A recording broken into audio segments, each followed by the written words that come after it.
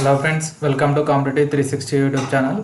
ఈ క్లాస్లో వచ్చేసి మనం బయాలజీలో ఉన్నటువంటి ఇంపార్టెంట్ బిట్స్ అయితే డిస్కషన్ చేద్దామండి. ఇక్కడ చూసుకున్నట్లయితే మనకి ఫస్ట్ క్వశ్చన్ చూద్దాం.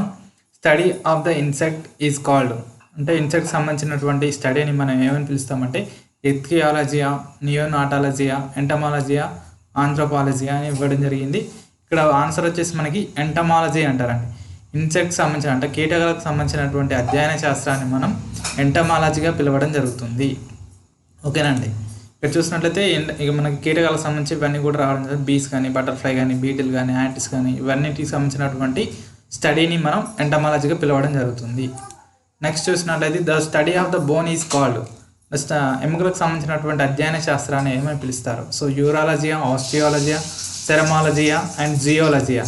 ఇక్కడ ఆస్టియాలజీ అనేది ఆన్సర్ అండి. ఆస్టియాలజీ అంటాం మనం. ఆస్టియాలజీ అనే పేరు ఎలా వస్తుంది అంటే మనకు అస్థికి సంబంధించింది కాబట్టి, సో అస్థి అంటే ఎముకలు కానీ ఆస్టియాలజీగా మనం పిలవడం జరుగుతుంది. ఓకేనండి. ఆస్టియాలజీ అంటే study of the bones is called osteology. Nereis, Pheretima, Hirudinaria and are examples of phylum. ఇక్కడ మనకి నీరిస్ కానీ, పెరిటిమా కానీ, ఇరుడోనేరియా అనే ఏ వర్గానికి సంబంధించినటువంటిది? సో సిలిండరేడానా, ఇక్కడ హెల్మింథిసా, అనలిడానా, ఆర్థోపోడానా అని అడగడం జరిగింది. సో మనకి పెరిటిమా వానపాము గుర్తొస్తుంది, అనలిడాకి సంబంధించినటువంటిది అదొకటి మనకు తెలిస్తే రిమైనింగ్ అనేది కూడా అర్థమవుతుంది. ఈ మూడు కూడా మనకు దేనికి ఎగ్జాంపుల్గా తీసుకోవచ్చు అంటే అనలిడాకి ఎగ్జాంపుల్గా తీసుకోవచ్చు అండి. సో అనలిడాన్స్ వచ్చేసి మనకి ఎర్త్వామ్ కానీ, ఎర్త్వామ్ అంటే పెరిటిమా అంటారు, సైంటిఫిక్ నేమ్ వచ్చేసి పెరిటిమా. నీరిస్ అండ్ లీచ్, హైరోడినేరియా ఇవన్నీ కూడా మనకి అనలిడా వర్గానికి చెందినటువంటి అండి. నెక్స్ట్ చూసినట్టే the golden view of the Seychelles is due to, మామూలుగా గోల్డెన్ వ్యూ సీషెల్ అంటే సముద్రకు సంబంధించినటువంటి సీషెల్ అనేది ఈ దేనివల్ల మనకి మెరుస్తూ కనపడుతుంది అంటే మనకి రిఫ్రాక్షన్ వలన, పోలరైజేషన్ వలన, ఇంటర్నల్ రిఫ్లెక్షన్ వలన, అంటే మనం చూసినట్లయితే పోలరైజేషన్ వల్ల మనకి మెరవడం జరుగుతుందండి. సో ముత్యం అనేది మెరవడం జరుగుతుంది. సో పోలరైజేషన్ అనే రీజన్ వల్ల మనకి ముత్యం అనేది మెరవడం జరుగుతుందండి. నెక్స్ట్ చూసుకున్నట్టు ద సెకండ్ లార్జెస్ట్ ఫైలం, అంటే సెకండ్ లార్జెస్ట్ ఫైలం ఏంటిది అనేది ఇవ్వడం జరిగిందండి. మొదటి వచ్చేసి మనకి ఆర్థోపోడా తీసుకుంటాము. సో సెకండ్ లార్జెస్ట్ ఫైలం వచ్చేసి మనకి మొలస్కా తీసుకోవడం జరుగుతుందండి. మొలస్కా వచ్చేసి మనకి సెకండ్ లార్జెస్ట్ ఫైలంగా తీసుకుంటాము. ఇక్కడ ఫైలంలో ఉన్నటువంటి మొలస్కాలో second largest phylum, number of the species over the 1,00,000 described, అంటే ఒక 1,00,000 జాతులకు సంబంధించి డిస్క్రైబ్ చేయడం జరిగిందండి మొలస్కాలో. ఓకేనండి. Next what type of the body plane does coelenterates, ctenophores and echinoderms have? ఇక్కడ జనరల్గా చూసుకున్నట్లయితే ప్లేన్ అంటే బాడీ ప్లేన్ ఏ విధంగా ఉంటుంది? సిలిండరైట్స్ కానీ, టీనోఫోర్స్ కానీ, ఎకైనోడెర్మ్స్లో ఏ విధంగా ఉంటుందంటే రేడియల్ నేచర్ని ఉంటుంది, అంటే బల్లపరుపుగా రేడియల్ నేచర్ బల్లపరుపుగా ఉండడం జరుగుతుంది. సో ఓకేనా అండి. ఇక్కడ మనకి ఆన్సర్ బి వచ్చేసి మనకి రేడియల్ నేచర్ ఉంటుంది. సో అనలిడానా, బైలాటరల్లా, ప్లాటిహెల్మింథిసా అంటే ఇక్కడ రేడియల్ నేచర్ అయితే ఉండడం జరుగుతుంది. సో ఈ విధంగా మనకు గుండ్రంగా ఉంటాయి కాబట్టి రేడియల్ కింద తీసుకోవడం జరుగుతుందండి. Next taenia and fasciola liver fluke అంటారు. ఫ్యాషియోలా అండ్ లివర్ ఫ్లూక్ అంటారు. టీనియాని టేప్ వార్మ్ అంటారు. అది ఎగ్జాంపుల్స్ ఆఫ్ విచ్ ఫైలం, దేనికి సంబంధించినటువంటిది, ఏ వర్గానికి సంబంధించినటువంటిది అంటే మనకి చూసినట్లయితే సిలిండరేటానా, ప్లాటిహెల్మింథిసా, అనలిడానా, ఆర్థోపోడానా. సో ప్లాటిహెల్మింథిస్ అండి. ఇవన్నీ టీనియా అండ్ ఫ్యాషియోలా ఈ రెండు కూడా ప్లాటిహెల్మింథిస్ వర్గానికి సంబంధించినటువంటి జీవులుగా చెప్పవచ్చు. సో ప్లాటిహెల్మింథిస్ మనకి ప్లాట్ వార్మ్స్ కింద తీసుకుంటాము. ఇక్కడ planaria, flukes and tape worms కూడా దీని కిందకి రావడం జరుగుతుంది.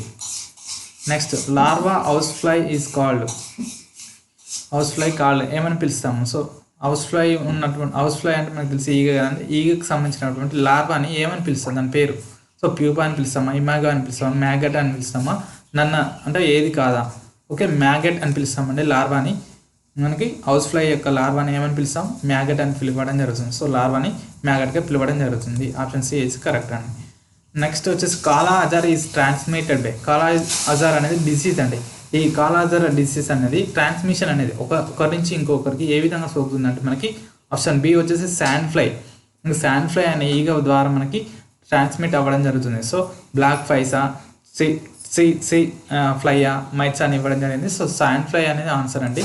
కాలా అజార్ అనేది mode of transmission. India's kala azar transmitted from person to person by the female sand fly. ఓకేనండి. సో బ్లడ్ ట్రాన్స్ఫ్యూషన్ కూడా జరుగుతుంది అండ్ కంటామినేటెడ్ సిరింజెస్ నీడిల్స్ వల్ల కూడా జరుగుతుంది, కానీ మెయిన్గా వచ్చేసి శాండ్ ఫ్లైకి సంబంధించి ఎగ్జాంపుల్గా ఇవ్వడం జరిగింది. Next octopus comes under phylum అన్నాడు. కమ్స్ అంటే ఏ ఫైలానికి సంబంధించి వస్తుంది, ఏ వర్గానికి చెందినటువంటిది ఆక్టోపస్ అంటే? ఆర్థోపోడానా, హెమికార్డేటానా, మొలస్కానా, ఎకెనోడెర్మటా? సో మనకి ఆక్టోపస్ అంటే జనరల్గా చూస్తుంటాం ఒక డిఫరెంట్, అంటే మనకి రెగ్యులర్గా కనపడిన జెల్లీ ఫిష్ లాగా ఉంటుంది కాబట్టి మనకి ఆక్టోపస్ అనేది ఇంకా ఏ విధంగా ఉంటుంది అంటే ఏ వర్గానికి సంబంధించిందని ఇచ్చాడు ఇక్కడ. మొలస్కా అండి. మొలస్కా వచ్చేసి మనకి ఈ విధంగా ఇదే ఉంటుంది. ఆక్టోపస్ మీకు తెలుసు అంటే ఫిష్ అనుకుంటారు, కానీ ఇది మొలస్కా వర్గానికి సంబంధించిందండి. స్నేల్స్ కానీ, క్లామ్స్ కానీ, ఆక్టోపి కానీ, స్లాగ్స్ కానీ, ఆయిస్టర్స్ కానీ, స్క్విడ్స్ ఇవన్నీ కూడా మొలస్కా వర్గానికి రావడం జరుగుతుంది. Next seedless fruits are no use in. ఇక్కడ జనరల్గా చూసినట్టయితే సీడ్లెస్ ఫ్రూట్స్ అనేవి దీంట్లో యూజ్ కావు. జనరల్గా టమాటో సీడ్లెస్ ఫ్రూట్స్, టమాటోస్ అనేవి ఫామ్ అవుతాయి. గ్రేప్స్ సీడ్లెస్ గ్రేప్స్ ఫామ్ అవుతాయి. బనానాలో సీడ్లెస్ బనానాస్ ఫామ్ అవుతాయి. సో కోకోనట్ వల్ల సీడ్లెస్ లేకుండా కోకోనట్ని ఫామ్ చేయగలుగుతామా? సో మనకు ఉన్నటువంటి ప్రోడక్టే సీడ్, ఆ ప్రోడక్ట్ సీడ్లెస్ నో యూజ్ కదా, సో అదే ఇచ్చాడండి. సో కోకోనట్ అనేది నో అంటే యూజ్ అంటే జనరల్గా చూసినట్లయితే ఇక్కడ అడిగిన క్వశ్చన్ చూడండి, seedless fruits are no use in అన్నాడు. సో సీడ్లెస్ ఫ్రూట్స్ అనేవి నో యూజ్ ఇన్, దేంట్లో యూజ్ కావు? కోకోనట్లో యూజ్ కావు అని చెప్పడం జరిగింది. ఓకేనండి. నెక్స్ట్ చూస్తున్నా, which of the following is a true fish?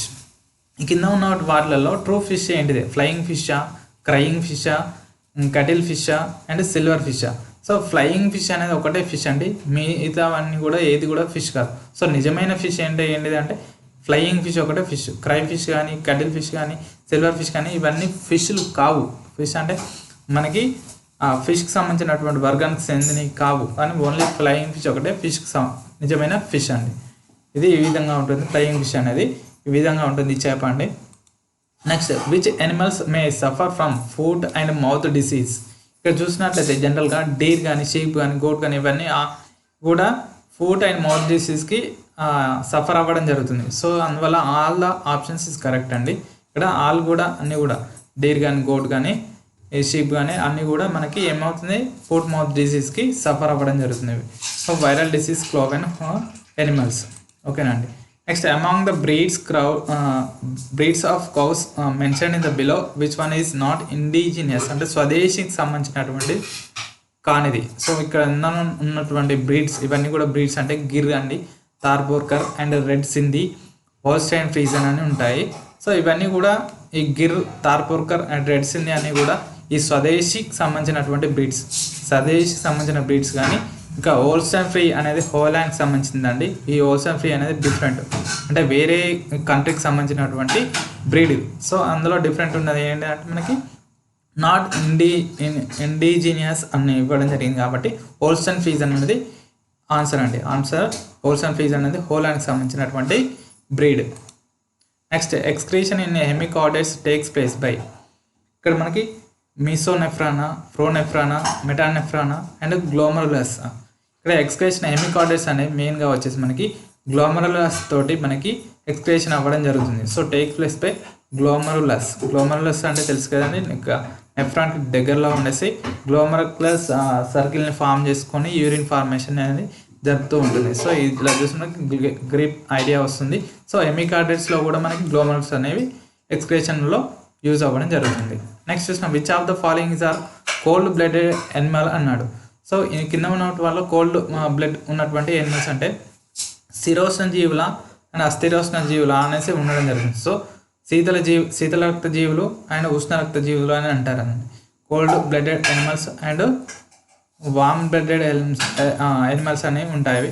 So మనకి మెయిన్గా చూసినట్లయితే ఫిష్ కానీ, ఫ్రాగ్ కానీ, వాల్ లిజర్డ్స్ ఇవన్నీ కూడా మనకి కోల్డ్ బ్లడెడ్ యానిమల్స్ కిందకే రావడం జరుగుతుంది. సో ఆల్ అనేది ఆన్సర్గా ఉండడం జరుగుతుందండి. కోల్డ్ బ్లడెడ్ యానిమల్స్ ఇవి. సో ఇందులో fish, alligator and frog, lizard, snake, crocodile ఇవన్నీ రావడం జరుగుతుంది. అదే వామ్ బ్లడెడ్ యానిమల్స్ కిందకి వచ్చేసి ఎలిఫెంట్, డాగ్ అండ్ వేలు and humans and cat and wholes ఇవన్నీ కూడా మనకి వామ్ బ్లడెడ్ యానిమల్స్ కిందకి రావడం జరుగుతుంది. ఓకేనండి. Next, the animals association seen in sucker fish attached to be shark. ఇక్కడ shark, sucker fish attached to the shark. Shark చేపలో వచ్చేసి సక్కర్ ఫిష్ అనేది ఉండడం జరుగుతుంది. సో దీన్ని ఏమంటాం? సో కమెన్సలిజం అని పిలవడం జరుగుతుందండి. సో కమెన్సలిజం అని నేచర్ ఉంటుంది. So penguin is found in అంటార్టికాలో ఉండడం మాత్రమే జరుగుతుంది. సో పెంగ్విన్ అనేది ఎక్కడ పడితే అక్కడ ఉండదండి. సో ఒక కంట్రీలో ఉంటుంది. సో అంటార్కిటికా అనే కంట్రీలో మాత్రమే ఉంటుంది. సో ఓకేనా అండి. సో అంటార్టికా కంట్రీలో మనకి పెంగ్విన్స్ అనేవి ఉండడం జరుగుతుంది. What are the group of dolphins is called? అంటే మనకి డాల్ఫిన్స్ సమూహాన్ని మనం ఏమని పిలుస్తాం? సో గ్యాంగ్ అని పిలుస్తామా, కాలనీ అని పిలుస్తామా, స్లేత్ అని పిలుస్తామా, పాడ్ అని పిలుస్తామా? అంటే మనకి పాడ్ అని పిలుస్తామండి. డాల్ఫిన్స్ యొక్క సమూహాన్ని మనకి పాడ్గా పిలవడం జరుగుతుంది. Pavo cristatus is the geological name of టైగరా, ఫ్రాగా, మ్యానా, పికాకా. Pavo cristatus is the geological name of the, ఇంకా మనకి చూసినట్టు పావో క్రస్టేషన్ అందరికీ తెలిసిన పికాక్ అండి. సో పికాక్ యొక్క సైంటిఫిక్ నేమ్, జువాలజికల్ నేమ్ అని పిలుస్తాము. Pavo cristatus is the peacock. ఈ విధంగా ఉంటుందండి. Thank you so much for watching this video. Please subscribe my channel for more information అండి. ఇంకా మరిన్ని వీడియోస్ చేయడానికి నాకు చిన్న అవకాశం ఇచ్చినట్లయితే నేను మరిన్ని వీడియోస్ చేయడానికి అవకాశం ఉంటుంది. మీ యొక్క లైక్ అనేది చాలా వెరీ యూస్ఫుల్ అండి. మీరు ఎక్కువ లైక్స్ ఇచ్చినట్లయితే నేను ఎక్కువ వీడియోస్ చేయడానికి అయితే ఆస్కారం ఉంటుంది. Thank you so much. Have a nice day. Bye.